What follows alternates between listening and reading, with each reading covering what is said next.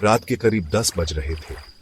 आसमान में बादल घिरे थे, बिजली कड़क रही थी और हवाओं में एक अजीब सा सन्नाटा था।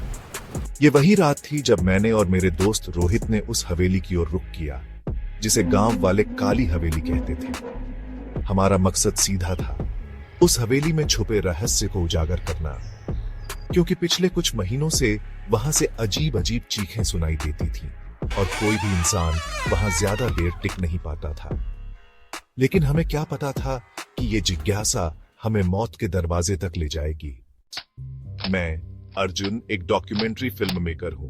मेरी दिलचस्पी हमेशा से परित्यक्त जगहों और उनके पीछे छुपे रहस्यों में रही है। जब मुझे राजस्थान के एक छोटे से गांव धौलासर की काली हवेली के बारे में पता चला तो मैं अपने सबसे भरोसेमंद दोस्त रोहित के साथ वहां पहुंच गया। गांव के बुजुर्गों ने हमें बार बार चेतावनी दी, उस हवेली में मत जाना बाबू, वहां कोई आत्मा है जो जिंदा इंसान को पसंद नहीं करती। लेकिन हम तो कैमरा और माइक्रोफोन लेकर निकल पड़े थे।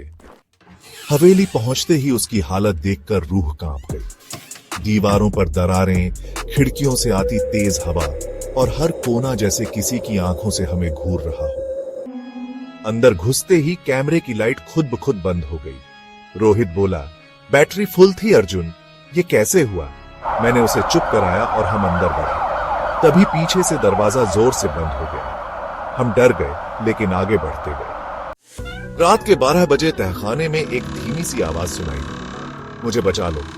हम दोनों डर गए। आवाज का पीछा करते हुए हम एक पुरानी अलमारी तक पहुंचे। अलमारी खोलते ही एक ठंडी हवा का झोंका आया और एक आत्मा हमारे सामने प्रकट हुई। उसने कहा, मैं रुक्मिणी हूं, इस हवेली की आखिरी बेटी।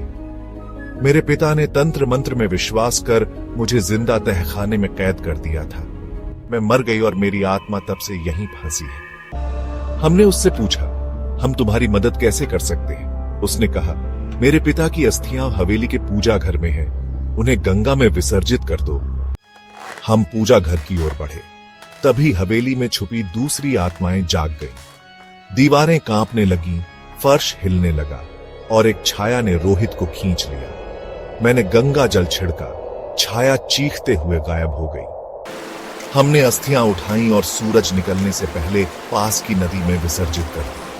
तभी रुक्मिणी की आत्मा सुनहरी रोशनी में प्रकट हुई और मुस्कुराकर कहा, अब मैं मुक्त हूं, धन्यवाद। आज काली हवेली शाप मुक्त है। वहां एक ध्यान केंद्र बन चुका है और मैं अब भी कहानियां खोजता हूं, लेकिन हर बार उस रुक्मिणी की मुस्कुराहट मुझे याद रहती है, जो कहती है कि हर आत्मा को मुक्ति मिल सकती है अगर कोई सच्चे दिल से उसकी मदद करे।